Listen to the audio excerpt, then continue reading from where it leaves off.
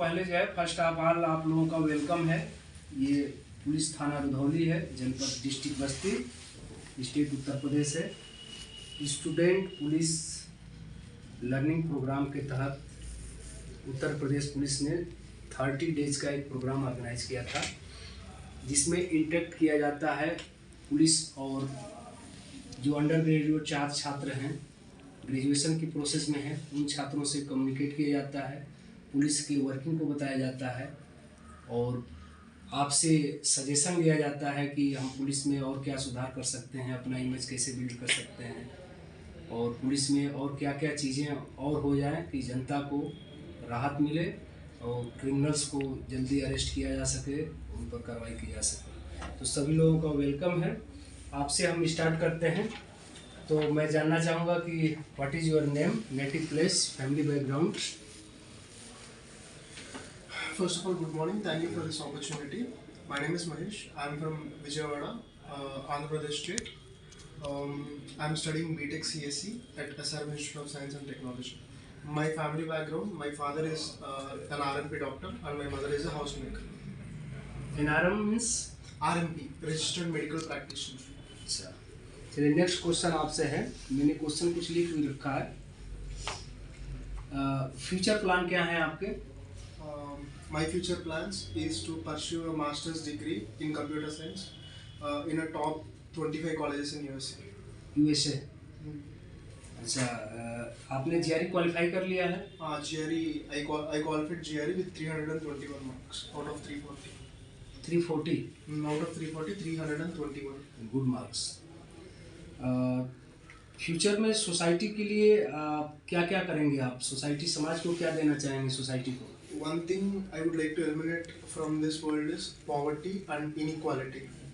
So I don't have a proper plan of how to do that as of now, but I would like to pursue this master's degree, and the professors which I am trying to work with in my US masters are the people who are focusing more about the quality of education, how to teach computer science to students who are not from a good background, who are from a poverty background. So I am trying to focus on computer research field. आप inequality से क्या mean समझते हैं? Inequality. So the basic of inequality is like one person is not getting all the basic needs as the other one is getting. So somebody can afford anything in the world, while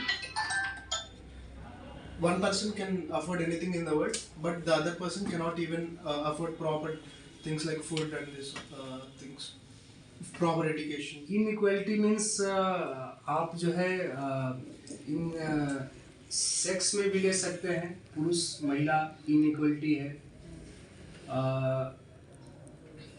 society में casteism पे ले सकते हैं, inequality है। Religion पे ले सकते हैं, इनइक्वालिटी है। तो इन सब चीज़ों को और ख़ासतौर से जेंडर इनइक्वालिटीज इम्पोर्टेंट है। योर सोशल एक्टिविटीज़, अगर आपके कुछ सोशल एक्टिविटीज़ हैं या कोई आप सोशल एक्टिविटीज़ करते हैं उसके बारे में बताएं। सोशल एक्टिविटीज़ समाज के लिए, सोसाइटी के लिए, गांव में या विलेज में विजिट करके या कस्बों में विजिट करके आप गरीब बच्चों के लिए, पुअर चिल्ड्रन या फिर पुअर पीपल्स के लिए कुछ करते हों या समाज सोसाइटी के लिए कुछ और मैसेज देना चाह रहे हो, ऐसा कुछ है social activities? Yeah, so I'm a first generation like undergraduate engineer from our family, like who is going to properly complete a degree. So I among my relatives, I give them advice, like career advice, like what are the other fields in engineering, like not even engineering, what other fields they can choose according to their field of interest. And I am the first CSE student from my family. So, and like from my village, like there are a few students who qualified into CSE, but they are not very good. They haven't learned CSE very well.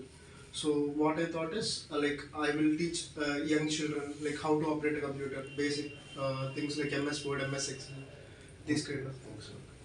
Future में police में कुछ reforms चाहते हैं आप? Police, Indian police या any state police आप क्या देखना चाहते हैं रिफॉर्म्स पुलिस के अंदर, क्या और इमेज देखना चाहते हैं कि पुलिस कैसे अपना इमेज बनाए, बिल्ड करें? I don't know how good my way of thinking about this is, but one thing I would like to say is, in most of the other countries, police have body cams, like rolling body cams, when they go for some operation, or when they go Body for, camera, body worn cam, camera. body mount Okay. camera. So I would like to see that body mount camera because it would be easy for police to justify themselves if there is some incident, like if the citizen is lying about something, like the police has harmed me, this kind of circumstances, the police can escape, and there will be like sometimes the police can also be bad, like not everyone, but like a minority of police are like they are not well behaved. So it would be safe for citizens as well. I would like to say. Thanks. अब next आपकी बारी है। आप भी अपना native place और name, family background के बारे में बताइए। Sure. So first of all, good morning everyone. I'm Pramila Bhattacharjee. I'm from West Bengal, Barashat. I'm currently pursuing BTech in Chemical Engineering from SRM Institute of Science and Technology. So, and my family background, my father is currently retired now. He used to work in a shipping company and my mother is a homemaker. Okay. So, आप कैसा police का image में क्या reform चाहती हैं, सुधार क्या चाहती हैं पुलिस की, इंडियन पुलिस या किसी भी स्टेट की पुलिस अपने अंदर क्या रिफॉर्म्स करे कि जनता में उसका एक अच्छा संदेश, मैसेज जाए? yes, sir. So first of all, I'm currently studying in Chennai. There I have seen the traffic rules are very good, well managed, but the drivers, I don't know, there are many accidents happening in like regularly, you can say. And after coming to that, you have to take care, like the police have to take care of that. And after coming to Uttar Pradesh, I have seen one thing in main national highways or other roads, the traffic rules are actually very strict and all. But in some roads, there were like 3 people, 4 people riding in one bike. So those things are there. And when we were coming here also, we have not faced, thankfully, but like one car was coming in one way, like wrong way. So that would have happened, like taken a form of major accident. So those things I have seen, I have noticed. Okay, सुझाव के लिए बहुत बहुत धन्यवाद आपका। Future planning क्या है आपका इस केमिकल इंजीनियरिंग से करने के बाद? So currently I'm looking for job placement. I'm sitting for placement, but after 1 or 2 years, I want to do my masters because higher studies is very important in chemical engineering field. So, yes. How can reduce cyber crime in society? So cybercrime, first of all, are like networks have to be very strong for that. Like the cybercrime officers, they have to take, there are still many cybercrimes are happening, scam calls, and we all know about what all can happen in internet, like via images. Now recently some things are being very viral, that deep fake videos where you can literally morph a person's video and you can make call to others, like pretending to be someone else who you are not. Those kinds of videos are very much viral right now. But yeah, we have to take major action for that so that we can reduce that. That department actually I'm not well aware of, to be honest, so I can't answer how the How can measure- police aware people are safe cyber crime people को हम कैसे, society को कैसे aware, police कैसे aware कर सकती है कि वो cyber crime, cyber fraud, digital house arrest, इस तरह के जो साइबर फ्रॉड हो रहे हैं, साइबर क्राइम्स हो रहे हैं अलग अलग प्रकार से, तो सोसाइटी को हम कैसे अवेयर करें? पुलिस क्या क्या करे सोसाइटी में जाके, पब्लिक के बीच में जाके, स्कूलों में जाके हम इसको कैसे जागरूक करें, अवेयरनेस फैलाएं कि इसको रिड्यूस किया जा सके साइबर क्राइम को? हम कैंपेन्स वगैरह कर सकते हैं गांव वगैरह, या फिर नॉर्मल सिटीज़ में भी ये बहुत ज़्यादा होता है। करंटली बैंगलोर जो एक टेक सिटी है, वो बहुत ज़्यादा ये साइबर क्राइम्स फेस करते हैं। तो वैसे सिटीज़ अगर फेस कर सकते हैं तो नॉर्मल छोटे छोटे सिटीज़ में it's very easier to fool people इन सब चीज़ों में। तो हम कैंपेन्स वगैरह कर सकते हैं उन जगहों पे। इस चीज़ पे पुलिस एक बहुत ही मेजर रोल प्ले कर सकता है। Okay, thanks. Next, first of all you tell about names, native place, family background. तो मेरा नाम अंकित पाल है, मैं महाराष्ट्र से हूँ। अभी CSE पढ़ रहा हूँ SRM इंस्टीट्यूट से। और यही father's name. Father's name Abhijit Pal, manager है टी एस्टेट के। और my mother is a school teacher, she is studying in teacher in military school. Military school, okay. Future plan. Future plans अभी जॉब ढूंढना है, और फिर in future I want to be a good person, like I can add value to people's life, ऐसा कुछ। कोई आपका innovative idea हो, रिसर्च आइडिया हो जिसमें आप फ्यूचर में कुछ कर सकें CSE के एरिया क्षेत्र में? अभी तो नहीं है, बट सोचेंगे। Okay, thanks. Next, names, father's name, family background. First of all, thank you for giving me this opportunity. This is Utkarsh Kumar Upadhyay. I hail from Gorakhpur, Uttar Pradesh. Currently, I am pursuing my computer science from SRM University.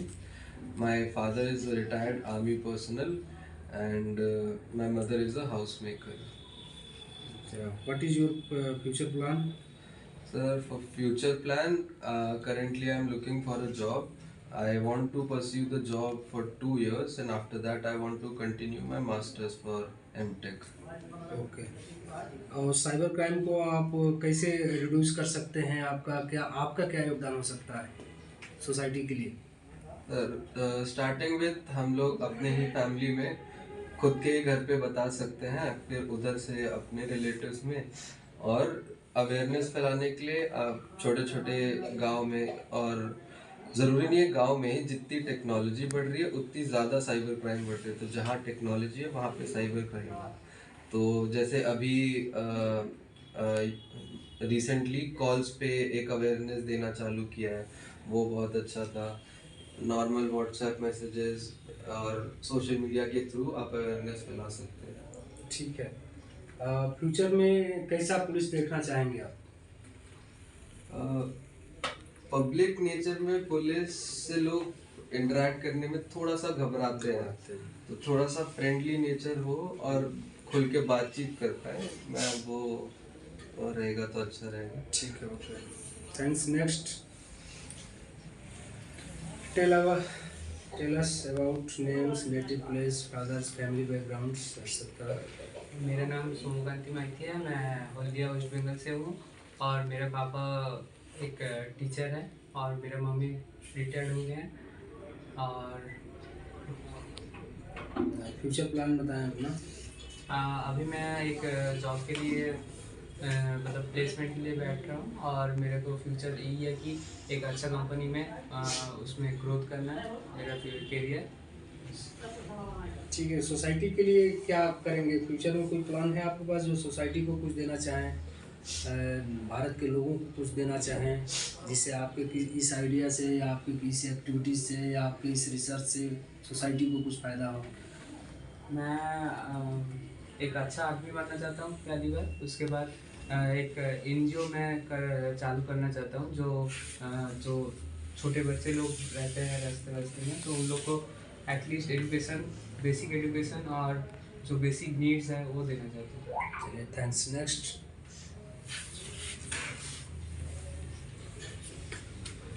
Name, native place, fathers. बताओ, डरो मत कि मैं तुम्हारा जो है daddy हूँ, अपना पूरी बात बताओ। My name is Neha Bharkar and I am from Gorakhpur, Uttar Pradesh. Currently I am pursuing BTech in CSE in SRM, Chennai. And my father is a police inspector and my mother is a housemaker. ठीक है। Future plan क्या है? Currently I want to do a job in a reputed company at a good position. Society के लिए future में क्या plan है? समाज के लिए क्या करना है हमको? सिर्फ अपने लिए कुछ करना है, सोसाइटी को भी कुछ देना है? Right now I am not thinking for the society. Okay. Future में आप पुलिस में क्या सुधार देखना चाह रहे हैं? या कैसी पुलिसिंग चाह रही हैं, या पुलिस का इमेज कैसा होना चाहिए, पुलिस अपना इमेज कैसे बिल्ड करे? मैं चाहती हूँ कि पुलिस अपना बिहेवियर थोड़ा पब्लिक की तरफ सही से रखे। ट्रैफिक में भी वो लोग सही से बात नहीं करते हैं, चिल्ला देते हैं। कल ही इंसिडेंट मेरे साथ हुआ पुलिस वाले ही चिल्ला देते अयोध्या हैं? जाने के टाइम। अच्छा। और पुलिस हर टाइम गलत टाइम पे, मतलब टाइम पे नहीं पहुंचती है। पुलिस टाइम पे नहीं पहुंचती है। मतलब सही जगह नहीं रहती मैक्सिमम। सब सारे पुलिस जहाँ वालों को पर नहीं- उनकी आवश्यकता है वहाँ पर पुलिस दिखती नहीं है। जैसे एक्सीडेंट हो जाए या फिर कहीं पे रेप हो रहा है, हाँ। वहाँ पे टाइम से नहीं आ रही है। अच्छा। लेकिन जहाँ पे अगर कोई पार्टनर कपल घूम रहे हैं तो वहाँ पे पुलिस आ जाएगी, उन्हें रोकेगी। मतलब वहाँ पे सब मर्जी से हो रहा है, तो वहाँ पे पुलिस आके उन पे चिल्लाहट करेगी। लेकिन जहाँ पे आवश्यकता है, नीड्स है, वहाँ वहाँ पर पे पुलिस पुलिस नहीं वाले पहुंचती है। कभी का अच्छी। सारे पुलिस तो पुलिस में इस सुधार की आवश्यकता है। कोई इनोवेटिव आइडिया आपके पास हो, ये रिसर्च आइडिया हो?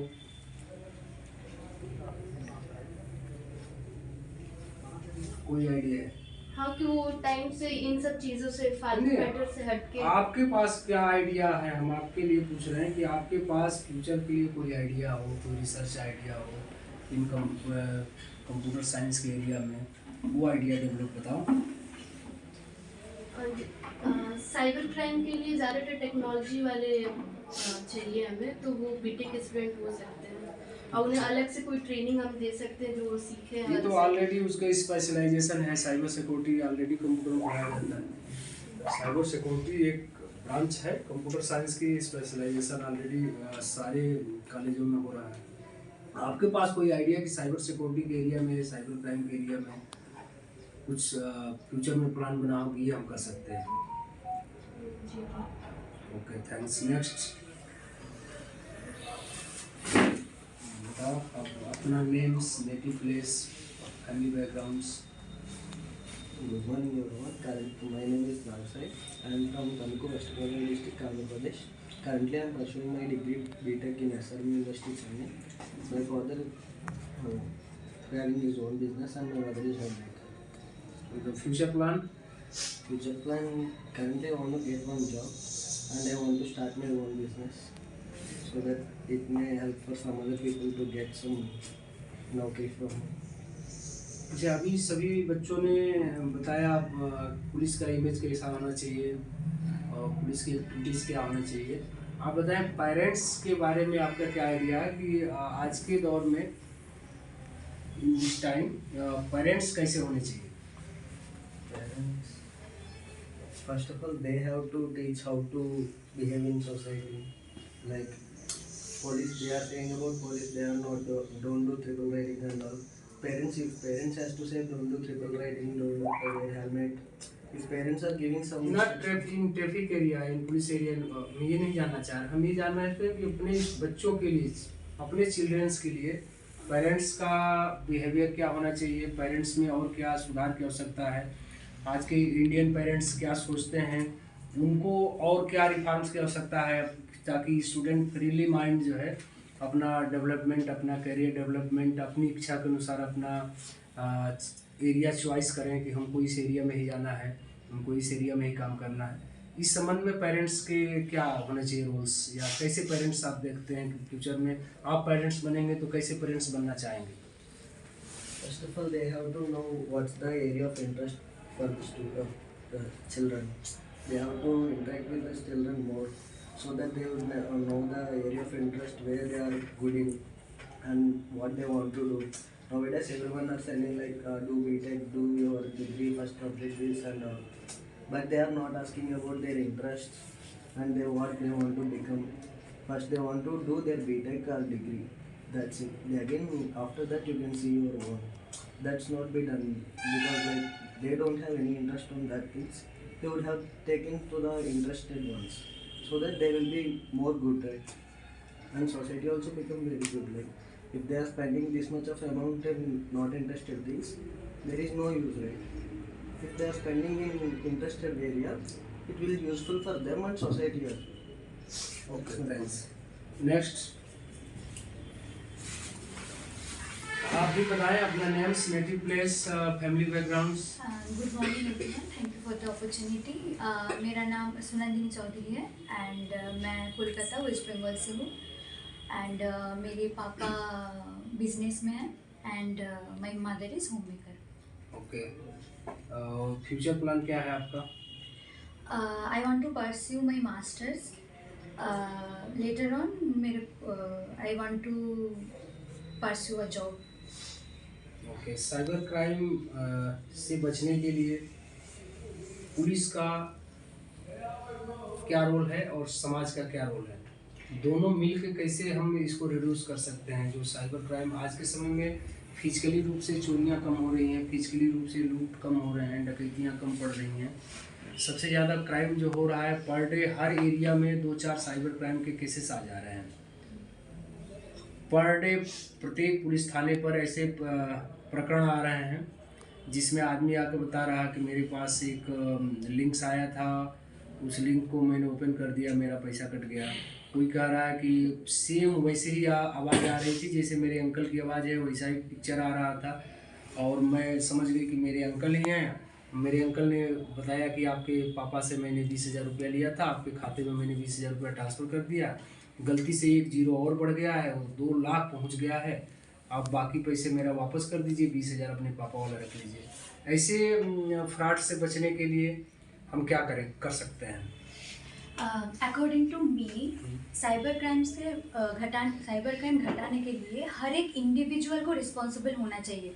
गवर्नमेंट पुलिस बहुत कैंपेनिंग कर सकता है, बहुत कुछ हो सकता है, बट इंडिविजुअल हर एक इंसान को पहले क्या साइबर क्राइम है, कैसे इसको खुद क्या क्या रिस्पॉन्सिबिलिटीज़ ले सकते हैं, पहले हर एक इंसान को उस चीज़ के बारे में जानना चाहिए। बहुत इंसान अभी भी ऐसे है कि फेसबुक क्या है वो ना जान के फेसबुक चलाता है, इंस्टाग्राम क्या है ना जान के इंस्टाग्राम चलाता है। तो अच्छा सा पासवर्ड, एक स्ट्रॉन्ग पासवर्ड डालना, किसी और को अपना पासवर्ड ना बताना, ये सारी चीज़ मेरे को लगता है हर एक इंसान के अंदर होना चाहिए। और ये वैल्यू ना आई गेस पुलिस गवर्नमेंट कितना भी कोशिश करे नहीं हो सकता है। इंडिया में लिटरेसी रेट ही 70% है, वहाँ हर आदमी को कैसे अवेयर किया जा सकता है इसको कि वो अपना पासवर्ड मजबूत रखे या अपना कोई ऐसा जो उसका डाटा है वो शेयर ना करे? जहाँ पर लिटरेसी रेट ही 70% है इंडिया का, 30% लोग जो है अभी भी हस्ताक्षर नहीं कर पाते हैं इंडिया में। तो ऐसी परिस्थिति में मोबाइल्स सभी लोग यूज़ कर रहे हैं, 100% लोग यूज़ कर रहे हैं। कोई ऐसा व्यक्ति नहीं है जो मोबाइल नहीं यूज़ कर रहा हो और लिटरेसी रेट हमारा कम है। तो ऐसी परिस्थिति में उनको कैसे अवेयर किया जाए? इसके लिए सबसे पहले ज़रूरत है एजुकेशन।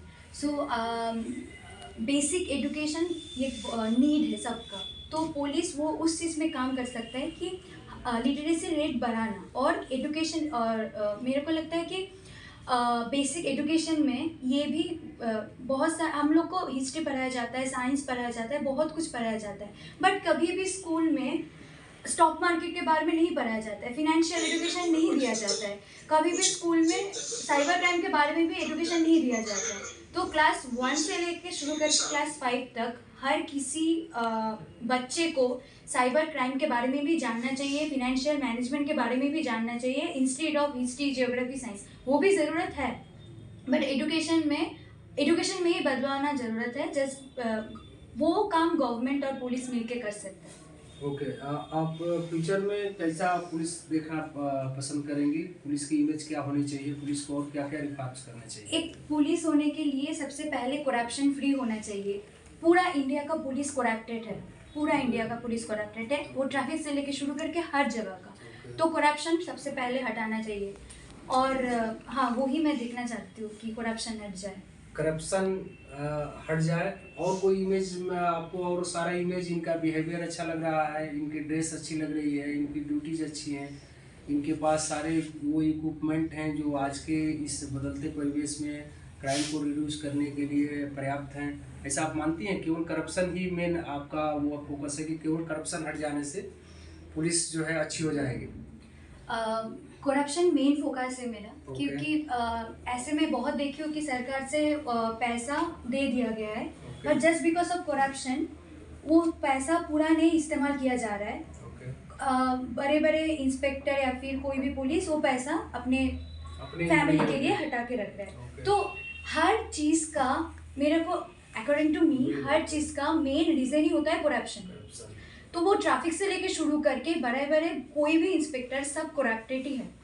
वो मतलब मैं ये देखी हूँ, क्योंकि मेरे फैमिली ये बहुत सह चुका है, बहुत झेल चुका है। तो बचपन से लेके मैं ये देख रही हूँ, तो इसलिए मैं करप्शन में मेन फोकस्ड होना चाहिए। नेक्स्ट, मेरा नाम सुदीन है, मैं वेस्ट बंगाल से बिलोंग करता हूँ, वर्धमान से। मेरा फैमिली का बैकग्राउंड, मेरे पापा LIC एडवाइज़र है और मम्मी NSO में फील्ड ऑफिसर। ओके। और मैं करंटली CSE परस्यू कर रहा हूँ SRM यूनिवर्सिटी से। आप पुलिस का कैसा इमेज, पुलिस पे ज़्यादा चर्चा हो रही है, पुलिस का आप कैसा इमेज देखना चाहते हैं? पुलिस और क्या क्या रिफॉर्म्स अपने अंदर का है? आप खुल के अपनी बात रख सकते हैं, इसमें कोई संकोच का हेजिटेशन नहीं होना चाहिए। पुलिस का कैसा इमेज देखना चाहते हैं, पुलिस अपने अंदर और क्या क्या रिफॉर्म्स करे? ये प्रोग्राम ही उसी के लिए है कि आपके सुझावों, और मैं ये YouTube पर भी डालता हूँ, इसको और भी ऑफिसर्स देखते हैं और भी पुलिस पर्सन्स देखते हैं। ये पूरा ऑल वर्ल्ड में चलता है, जो भी YouTube पर आप सब कंप्यूटर साइंस से हैं और सब BTech ही कर रहे हैं, तो ये सब चीज़ आप जान रहे हैं कि जो चीज़ें हम सोशल मीडिया पर अगर डाल रहे हैं तो उसको कोई भी देख सकता है। तो ये देखने के बाद अगर 5% लोगों के अंदर भी रिफॉर्म्स आ जाता है, सुधार आ जाता है, तो इस प्रोग्राम का एक मकसद जो है सही साबित होगा। तो आप बिल्कुल बता सकते हैं कि पुलिस को अपना कैसा बिहेवियर रखना चाहिए, कैसा इमेज बिल्ड करना चाहिए, ताकि सोसाइटी में एक अच्छा संदेश जाए। और आज के दौर में अंग्रेजों के ज़माने वाली पुलिसिंग नहीं रह गई, अब कम्युनिटी पुलिसिंग का दौर चल गया है। कम्युनिटी पुलिसिंग मीन्स जो एक डेमोक्रेटिक पुलिसिंग, लोकतांत्रिक पुलिसिंग, जिसमें पुलिस जो है जनता से सीधे संवाद स्थापित करके कम्युनिकेट हो। हर गलत सूचना जो अब क्राइम्स हो रहे हैं, जब हम जुड़ेंगे जनता से, तो जनता से सीधे हमारे पास तक वो कम्युनिकेट होकर आ जाएगी। इसके लिए पुलिस ने जो है digital volunteer group, digital warriors, तमाम कम्युनिटी पुलिसिंग ग्रुप, तमाम ऐसे ग्रुप्स भी बना रखा। हर थाने स्तर से, लोकल मतलब थाने से लेके फिर सर्किल स्तर पर, डिस्ट्रिक्ट स्तर पर, फिर स्टेट स्तर पर उत्तर प्रदेश पुलिस लगातार इस पर काम कर रही है कि हम कैसे कम्युनिटी पुलिसिंग को बढ़ावा दें। इस संबंध में आप कुछ आइडिया बताएं कि इस कम्युनिटी पुलिसिंग को इंक्रीज करने के लिए, बढ़ाने के लिए और हम लोग क्या क्या कर सकते हैं? तो मेरे को लगता है चलान सिस्टम थोड़ा ठीक करना चाहिए, क्योंकि पूरे इंडिया में अगर कोई हेलमेट नहीं पहन रहा है या फिर कोई रैश ड्राइविंग कर रहा है, ठीक है, कोई पुलिस पकड़ लिया, ठीक है, उनको 100-150 देके अभी भी वो चल रहा है, अभी भी चल रहा है। तो आज के दौर में उत्तर प्रदेश पुलिस में एक तो मैनुअली कोई चालान नहीं हो रहा है कि आप जो है मौके पर ही अपना जुर्म कबूल करते हैं, क्राइम अपना एक्सेप्ट करते हैं और 500 रुपया दिए, आपको एक पर्ची पहले मिलती थी, 500-1000 रुपये का चालान होता है। अब ये सारे सिस्टम उत्तर प्रदेश पुलिस में लगभग उनको आइडिया है 7-8 साल पहले ही समाप्त हो चुका है। अब आपको कैश कहीं नहीं देना है चालान में, आपसे कोई कैश मांगेगा भी नहीं। आपके गाड़ी के नंबर, आप 3 पर्सन बैठे हैं गाड़ी पर या हेलमेट नहीं लगाए हैं या बहुत तेज स्पीड से गाड़ी चला रहे हैं, नो पार्किंग गाड़ी खड़ा कर दिए, तो आपके गाड़ी के नंबर प्लेट को ही स्कैन किया जाता है और सारे पुलिस सब इंस्पेक्टर और ट्रैफिक पुलिस को ई चालान ऐप दिया गया है, जो उत्तर प्रदेश पुलिस द्वारा डेवलप किया गया है। उसके माध्यम से स्वतः ही स्कैन करने के बाद गाड़ी नंबर, आपका पूरा एड्रेस, मोबाइल नंबर, सब चीज़ें आ जाती हैं। जो ऑफेंस आपके द्वारा किया गया है उसके अकॉर्डिंग उसमें ऑलरेडी पैसा शिफ्टिंग है कि किस ऑफेंस के कितना पैसा है चालान का, वो स्वतः कट जाता है। आपके मोबाइल पर मैसेज आ जाते हैं, या जिसका भी वो गाड़ी में रजिस्ट्रेशन में मोबाइल नंबर ऐड होगा आपके घर का या आपका, उस पर मैसेज तुरंत के तुरंत चला जाता है कि आपका 500 रुपये का चालान हो गया, 1000 रुपये का चालान हो गया, 5000 रुपये का चालान हो गया, 25-25 हज़ार तक के चालान हैं एक वाहन पर। वो ऑफेंस के ऊपर है किस तरह का ऑफेंस है। तो वो तो यूपी पुलिस में अब ये नहीं हो रहा है कि किसी व्हीकल के लिए आपको मौके पर कोई पैसा देना है, और पूरा इसको कैंपेनिंग करके बता भी दिया गया सोसाइटी में कि आपको मौके पर कोई चालान का पैसा नहीं देना है। जो भी चालान होगा आप मोबाइल के जरिए हो जाएगा। उसको यहाँ से छोटे अफसर से लेकर और DGP तक देख रहे हैं। ये तो आपका ट्रैफिक में सुधार चाहते हैं। दूसरा हाँ, ट्रैफिक में सुधार चाहता हूँ बिकॉज मैं चेन्नई में रहता हूँ, मैं खुद के सामने वो चीज़ देखा हूँ। जब मैं पास कर रहा हूँ बहुत बार हमारा जो एक कॉफ़ी हाउस जो पॉइंट है वहाँ पे देखा हूँ बहुत बार ऐसे होते हुए कि पुलिस पकड़ रहे, कोई नहीं पहना हुआ हेलमेट, हाथ से पैसा लिया और छोड़ दिया। तो मेरे को और भी ये चीज़ क्यों लगता है कि ये फिजिकली मतलब मैनुअली ना होके ऑटोमेटिक होना चाहिए, डिजिटाइज होना चाहिए। हाँ, जैसे उत्तर बहुत प्रदेश सारे पुलिस में डिजिटाइज है पूरा। आपको यहाँ कोई ऐसा ट्रैफिक में इस तरह की कोई बात नहीं है। बिहेवियर में हो सकता है कि आपके साथ रूडली बिहेव करें, और क्योंकि इसमें हर बैकग्राउंड से पुलिस में लोग आते हैं। मिनिमम क्वालिफिकेशन 12 पास है पुलिस पर्सन में आने के लिए, और बाकी जो है अफसर्स बनने के लिए, सब इंस्पेक्टर इंस्पेक्टर ये सब बनने के लिए आपको ग्रेजुएट होना आवश्यक है। तो कभी कभी बिहेव में तो माना जा सकता है, क्योंकि अलग अलग एरिया के जो लैंग्वेज है, जो भाषा है, जो उनका एक्सप्रेशन है वो अलग हो सकता है। पूर्वी उत्तर प्रदेश का अलग हो जाता है, पश्चिमी उत्तर प्रदेश का अलग, बुंदेलखंड का अलग। तो रूडली बिहेव का तो मामले आते हैं पुलिस में, लेकिन ये मामले अब बिल्कुल रिड्यूस हो गया है, ना के बराबर है कि कोई पुलिस पर्सन आपको जो है ट्रिपल राइडिंग या विदाउट हेलमेट देखता है तो आपसे 500-1000 रुपया मांगता है। बिल्कुल नहीं मांगता है।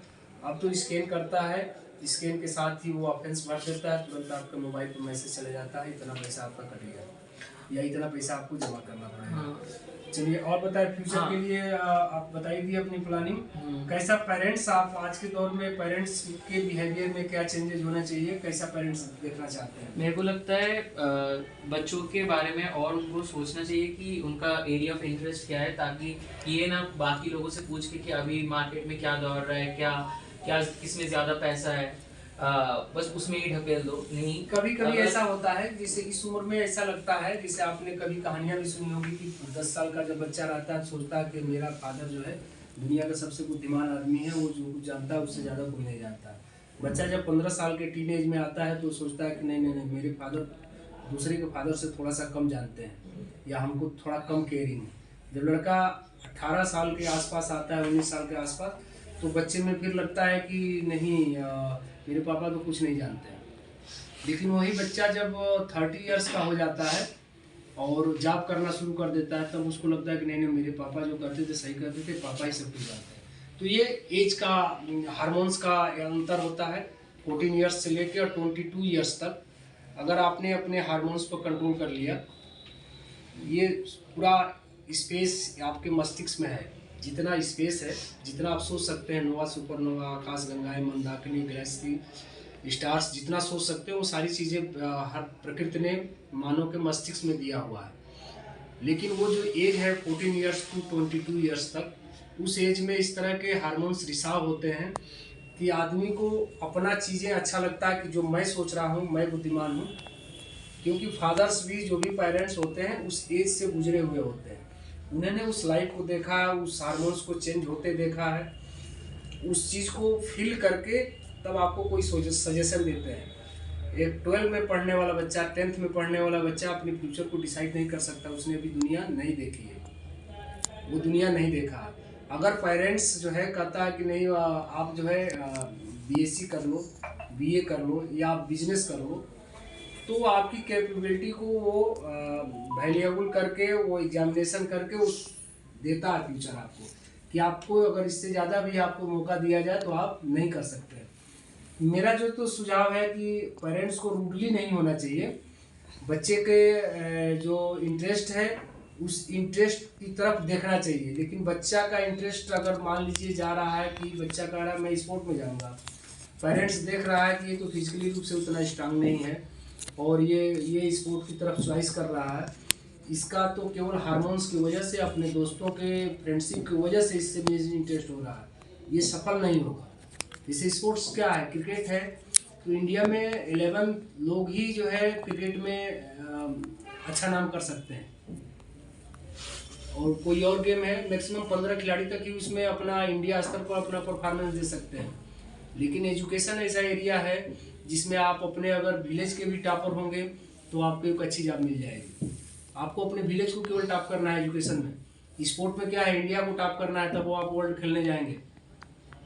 एजुकेशन में तो अपने डिस्ट्रिक्ट को आप टॉप कर ले जाइए, आपको अच्छा करियर मिल जाएगा। आप जिस यूनिवर्सिटी में SRM पढ़ रहे हैं, SRM को टॉप कर ले जाइए, आपको करोड़ों की पैकेज मिल जाएगी।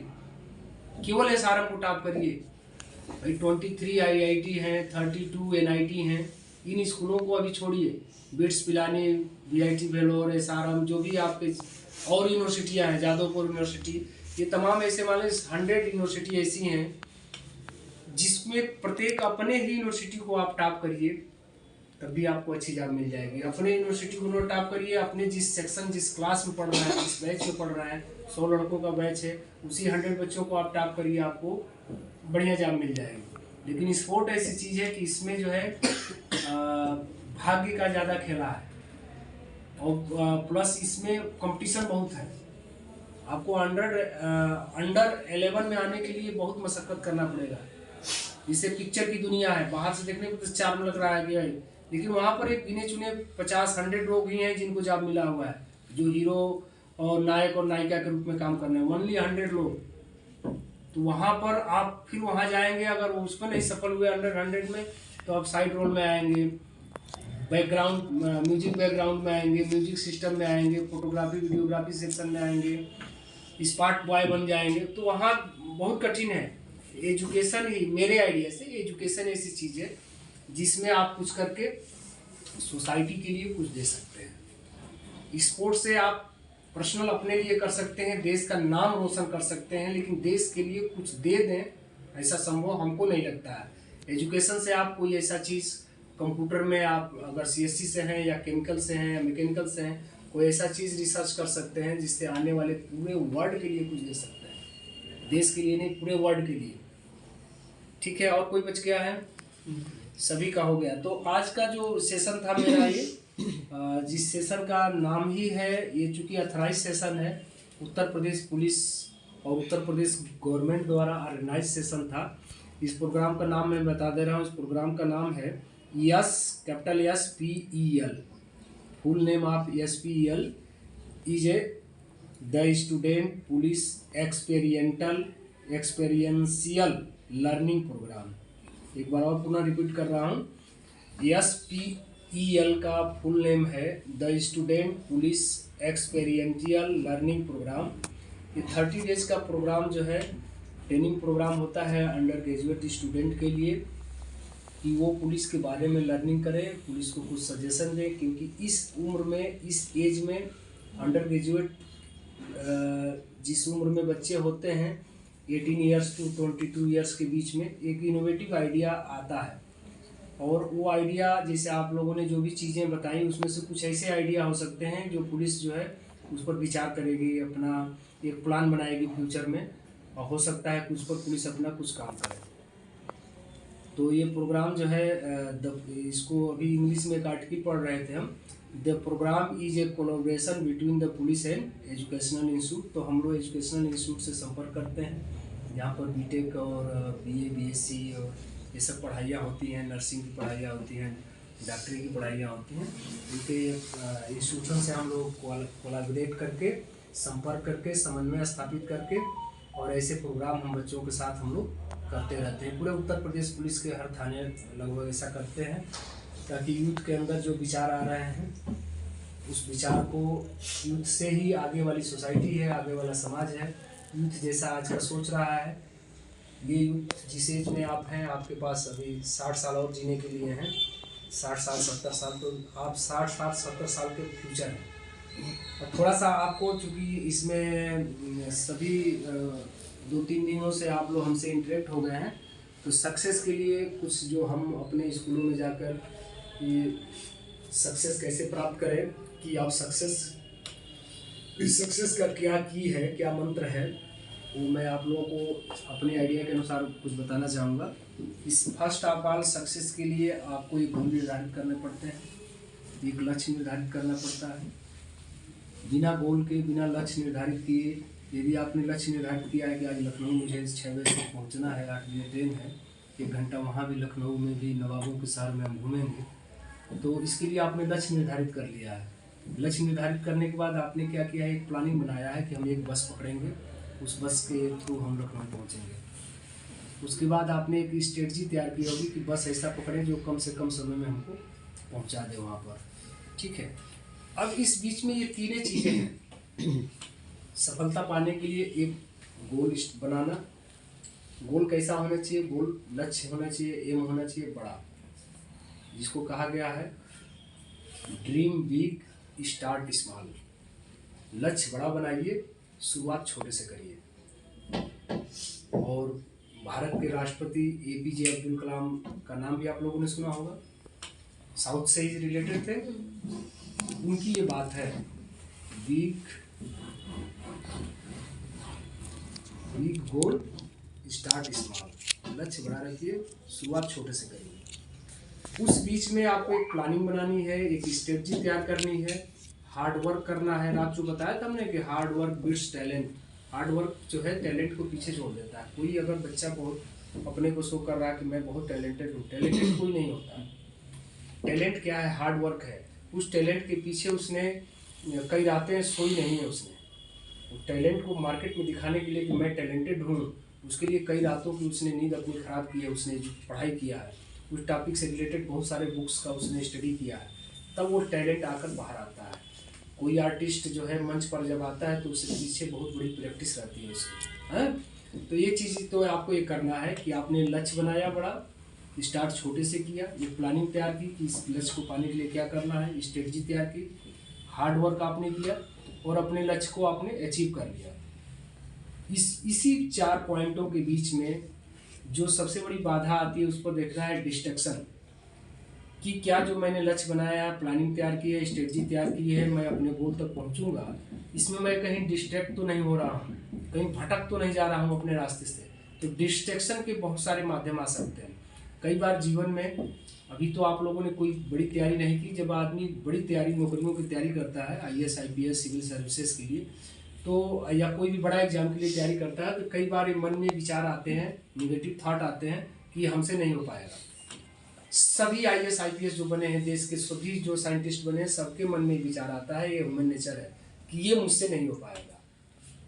लेकिन जो कहता है कि नहीं मुझसे ये हो पाएगा, ये रात में मैं सोच रहा था, निगेटिव थॉट था, आज सुबह हो गई, मैं आज सुबह से स्टार्ट कर रहा हूँ, ये मुझसे हो जाएगा, हो सबसे जाएगा। सबके अंदर वो क्षमता है, प्रकृति ने किसी के साथ भेदभाव नहीं किया है, सबके अंदर ये क्षमता है कि सबसे सब काम हो जाएगा। कुछ थिंकर, कुछ विचारक ये देते हैं कि ये काम के लिए ये बना है, इस काम के लिए नहीं, ऐसा कुछ नहीं। सब काम के लिए सब बना है, सबसे सब हो सकता है। बस अपना एक डिटर्मिनेशन, दृढ़ निश्चय, अपना आत्मविश्वास बनाए रखिए और उस असफलता से हारिए मत कि एक बार असफल हो गए। जो ही एक बार असफल होते हैं, कई सफलता के रास्ते खुल जाते हैं। एक चीज़ आपको डिस्ट्रैक्शन से दूर होना है। डिस्ट्रैक्शन कई प्रकार के हो सकते हैं। इस टीनेज एज में, जिस एज में आप लोग हैं, इसमें कई तरह के डिस्ट्रैक्शन, जैसे नेहा ने अभी बताया कि जहाँ पर 2 कपल अगर घूम रहे हैं, पुलिस वाले पहुँच जाती है, तो कपल को अभी घूमने की आवश्यकता क्या है? अभी कपल को घूमने की आवश्यकता क्या? अभी तो करियर उसको अपना बिल्ड करना है। करियर बिल्ड होने के बाद बहुत सारे कपल मिल जाएंगे। कपल के लिए पूरी लाइफ पड़ा है, कपल पूरी लाइफ है ना, पूरी लाइफ। हम 25 ईयर्स के बाद भी कपल बन सकते हैं। तो अभी क्या है, एक डिस्ट्रैक्शन है। दूसरा क्या है, एक रील्स पर आपने उंगली लगाई, इंडेक्स फिंगर, और 1.5 घंटा आपका कब रील्स पर निकल गया। एक डिस्ट्रैक्शन ये है। एक डिस्ट्रैक्शन ये है कि जब हम स्टडी करने बैठे, कोई दोस्त आया, चलो यार थोड़ा सा टहलाते हैं, तो निकल गए टहलने, कब 1.5-2 घंटा निकल गया। आपका आज का 1.5-2 घंटा निकलना भविष्य के लिए आपका ये 1.5-2 घंटा कम हो गया। आज आपको स्टडी का टाइम है। डिस्ट्रैक्शन विभिन्न प्रकार के हो सकते हैं। घर में कोई आपकी प्रॉब्लम आ गया, किसी की तबीयत खराब हो गई, उसमें आपको, आप पढ़ रहे हैं चेन्नई में, आपको हो गई टेंशन हो रही है, घर में मम्मी की तबीयत खराब है, पापा की तबीयत खराब है। अभी आपको किसी की तबीयत खराब के बारे में नहीं सोचना है। एक ऐसे IAS का है कि इंटरव्यू हम देख रहे थे, जिस दिन उसका जो है रिटन पास किया था, और इंटरव्यू बोर्ड जो पब्लिक सर्विस कमीशन इंटरव्यू लेती है, उसके सामने उसका इंटरव्यू था, उसके पापा की डेथ हो गई थी। पापा की डेथ हुई और डेथ के बाद जो है वो सोच रहा था कि मैं आज इंटरव्यू देने नहीं जाऊँ, अगला नेक्स्ट अटेम्प्ट दूंगा तब इंटरव्यू दूंगा। तो जिस कोचिंग इंस्टीट्यूट में पढ़ता था, उसके जो है हेड ऑफ डिपार्टमेंट से उसने पूछा कि मैं क्या करूँ, पापा का अंतिम संस्कार करूँ कि जाके इंटरव्यू दूँ। उसने बताया कि पापा का तो डेथ हो ही गया है, अभी तुम्हारे अंतिम संस्कार करने से नहीं आएंगे वो, अभी ये इंटरव्यू आपका दोबारा नहीं आएगा, पहले जाकर आप इंटरव्यू दो। अब सोचिए वो IAS अधिकारी जो IAS बना है, अभी उत्तर प्रदेश में ही वो पोस्टेड है, वो जाके पहले इंटरव्यू देता है और इंटरव्यू भी अच्छा होता है, आके फिर बाद में अंतिम संस्कार करता है। तो आप जिस एज में है, समस्याएं सभी के परिवार में आएंगी। किसी की तबीयत खराब होगी, किसी की शादी होगा, किसी का विवाह होगा, घर में कोई और फंक्शन होंगे। अभी उन चीज़ों को आपको रिड्यूस करना है, उस पर अभी फोकस नहीं करना है। सारी समस्याएं लेके चलेंगे तब अपना डेवलपमेंट अभी नहीं कर पाएंगे। आपके पास जब आप बिल्ड हो जाएंगे और कहीं सेटल हो जाएंगे, आप सारी समस्याओं को दूर कर सकते हैं। तो अभी आपको इन टेंशनों से, डिस्ट्रैक्शन से दूर रहना है। तो मेन क्या है सफलता के लिए कि डिस्ट्रैक्शन से आपको अभी दूर रहना है। आपको ऐसा माइंड मेकअप करके चलना है कि हमको तो बस एक ही अर्जुन की तरह से चिड़िया की आँखी की ओर दिखाई दे रहा है, अभी उसके अगल बगल के पत्ते पेड़ के नहीं दिखाई दे रहे हैं, उसके फल नहीं दिखाई दे रहा है। अभी एक मेरा लक्ष्य है, उसी लक्ष्य को पाना है। पहला तो ये हो गया, डिस्ट्रैक्शन से रहना है दूर। हार्ड वर्क को ही हथियार बनाइए, ठीक है। हार्ड वर्क से बड़े अच्छा हथियार कोई नहीं है। दूसरा चीज, पर डे या 2 दिन पर एक हैबिट डालिए अपने अंदर। मोबाइल अपने हॉस्टल में, अपने रूम में रखिए। आधा घंटा के लिए अपने हॉस्टल से बाहर निकलिए, वहाँ कुछ पार्क बना हो, रोड बना हो, 30 मिनट ओनली पैदल टहलिए, बिना मोबाइल के, बिना फ्रेंड्स के। आधा घंटा 30 मिनट, जीवन का जो सबसे बड़ा मंत्र है यही मंत्र है। 30 मिनट्स व्यक्तिगत अपने लिए दीजिए, उसमें टहलिए। उसी 30 मिनट के अंदर आपके अंदर आइडिया डेवलप होगा। जब आप बाथरूम जाते हैं, अब बैठते हैं, अगर 10 मिनट बाथरूम बैठ गए तो उसमें आइडिया डेवलप होता है ना कि यार ये मैं ऐसे पढ़ लिया होता तो यहाँ पर ऐसे हो जाता। क्या होता है? एकांत। लेकिन उस एकांत को क्या करना है? टहलते वक्त। ये बहुत बड़े साइकोलॉजिस्ट के बुक से मैं शब्द बता रहा हूँ कि आप 30 मिनट अपने को दीजिए कि 30 मिनट बिना ईयरफोन लगाए, बिना मोबाइल हाथ में लिए, बिना फ्रेंड्स के साथ अकेले टहलिए। उसी में आपके अंदर इनोवेटिव आइडिया आएगा, अच्छे विचार आएंगे। उसमें निगेटिव विचार भी आएंगे, लेकिन निगेटिव विचार केवल 10 से 15 दिन आएंगे। 15 दिन कंटिन्यूस आपने कर दिया, 30 मिनट आना इंडिविजुअल, तो आपके अंदर 15 दिन के बाद पॉजिटिव थिंकिंग आने लगेंगे कि हमको फ्यूचर में क्या करना है, मैं कहाँ जा रहा हूँ, मुझे कहाँ जाना चाहिए। उस समय गाने नहीं चलने चाहिए, उस समय मोबाइल हाथ में नहीं होना चाहिए, मोबाइल आपके रूम में होना चाहिए। सेल्फ टहलिए 30 मिनट, ओनली 30 मिनट। तो आपको अनजाने में ही आपका शारीरिक मेंटेनेंस भी हो जाएगा। शरीर, sound mind exist in sound body, sound mind exist in sound body. स्वस्थ शरीर में ही स्वस्थ मस्तिष्क निवास करता है।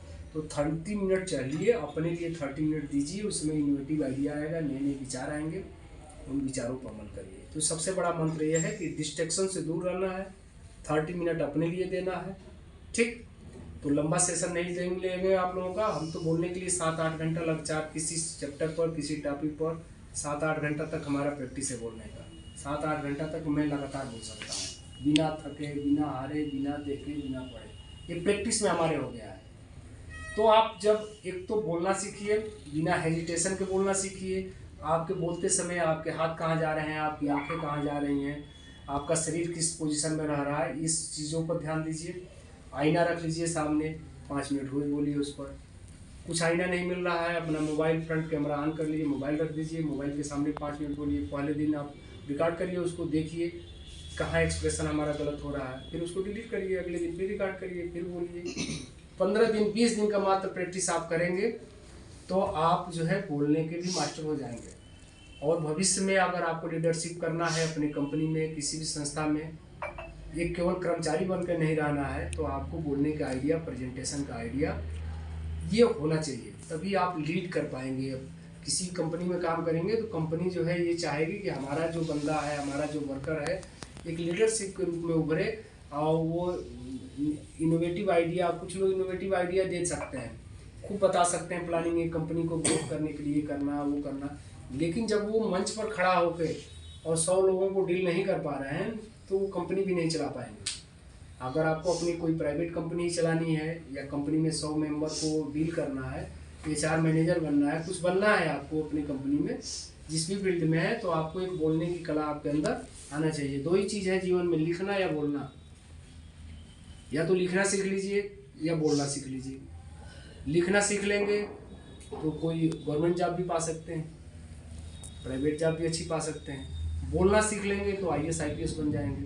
IAS IPS का जो इंटरव्यू होता है उसमें क्या है, लिखना और बोलना दोनों होता है। लिखने का 1800 नंबर का 1800 नंबर का एग्जाम अलग होता है, और बोलने का 300 मार्क्स का अलग एग्जाम होता है, जो इसको इंटरव्यू मार्क करते हो 300 का होता है। उसमें अगर अच्छा आप वक्ता हैं, अच्छा बोल लेते हैं, अच्छी तरह से अपनी बात एक्सप्लेन कर ले जाते हैं, तो आपको 300 में से 250 नंबर भी मिल जाते हैं। तो दो ही फ्यूचर के लिए है, लिखना और बोलना। या तो लिखना सीख लीजिए बढ़िया, या बोलना सीख लीजिए बढ़िया, या दोनों सीख लीजिए, ठीक है। तो सफलता पाने के लिए क्या करना है, गोल निर्धारित करना है, प्लानिंग स्ट्रेटजी बनाना है, हार्ड वर्क करना है, और डिस्ट्रैक्शन से दूर रहना है। Sound mind exist in sound body रखना है, अपना शरीर स्वस्थ रखना है, और अपने लिए 30 मिनट्स रोज देना है, जिसमें कोई डिस्ट्रैक्शन न हो। यही सफलता की कुंजी है, सफलता का मंत्र है, की टू सक्सेस है। तो सभी लोगों को, आप सभी को बेस्ट ऑफ लक है, आपकी हैप्पी जर्नी हो, और जाके एक नए सिरे से, कहा गया ना जभी जागो तभी सवेरा, जब से आप जाग जाएंगे तभी से सवेरा है। और एक आइडिया और हम बता दे रहे हैं आपको, ये आइडिया छोड़ दीजिए कि आज के परिवेश में लोग 3 बजे तक पढ़ रहे हैं और सवेरे 9 बजे तक सो रहे हैं, कोई आइडिया का मतलब नहीं है इस पढ़ाई का। आप मैक्सिमम 12 बजे तक पढ़िए, रात के 12 बजा सो जाइए, सुबह 5 बजे जग जाइए। इस उम्र में 5 घंटे से ज़्यादा नहीं सोना चाहिए। अब हम लोग की हैबिट हो गई है, मैं 5 घंटे से ज़्यादा किसी दिन नहीं सोता हूँ। अब आप लोग आ गए हैं तो मैं रूम में चला जाता हूँ, नहीं तो मेरा 24 आवर्स वर्क है यहाँ। सुबह 9 बजे से लेके रात के 2 बजे 2:30 बजे तक मैं थाना ऑफिस या थाना एरिया क्षेत्र में विजिट में रहता हूँ, कंट्रोल करना और ड्यूटी करना, वो सब चीज़ें। 2:30 बजे मैं सोता हूँ और सुबह जो है 6 बजे जग जाता हूँ।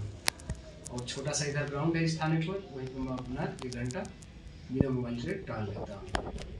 फिर 7 साढ़े 7 बजे तक नहा के चाय नाश्ता करके 9 बजे तक ऑफिस आ जाता हूँ। तो आपको सोता है, आपका अपना प्लानिंग तैयार करना है कि मुझे कितना सोना है। अभी जीवन का 30% 40% आप सो के ही बिता देंगे तो अपने लिए और सोसाइटी के लिए कुछ नहीं कर पाएंगे। रिड्यूस करना है, सोने की टाइमिंग में रिड्यूस करना है। इस उम्र के लिए 5 घंटा बहुत है, 12 से 5, रात के 12 से सोइए, 5 बजे जाइए। 5 बजे से लेकर कॉलेज जाने तक सुबह 4-5 घंटा सुबह पढ़ लीजिए, 4-5 घंटा। आप स्कूल और कॉलेज के अलावा अगर 8 घंटा घर पर नहीं पढ़ रहे हैं तो आप अपने फ्यूचर के लिए कुछ नहीं कर रहे। अगर 8 घंटा से कम पढ़ रहे हैं तो कोई फ्यूचर आपका नहीं है। आप सोच रहे हैं कि 9 बजे स्टार्ट कर रहा हूँ पढ़ना खा पी के, और मैं 2-3 बजे तक पढ़ रहा हूँ, तो कितना पढ़ रहे हैं? 5-6 घंटा पढ़ रहे हैं, कोई मतलब नहीं। आप शाम 6:30 बजे से पढ़ना बैठिए और रात शाम को 12 बजे तक पढ़िए। 6 घंटा इधर पढ़ लीजिए, सुबह 6 बजे से पढ़िए, 9 बजे तक पढ़िए, 3 घंटा इधर, तो 6 या 3 9 घंटा पढ़िए। तो 8-9 घंटा मिनिमम कॉलेज टाइम के अलावा अगर आप नहीं पढ़ते हैं तो कुछ पढ़ाई नहीं कर रहे हैं।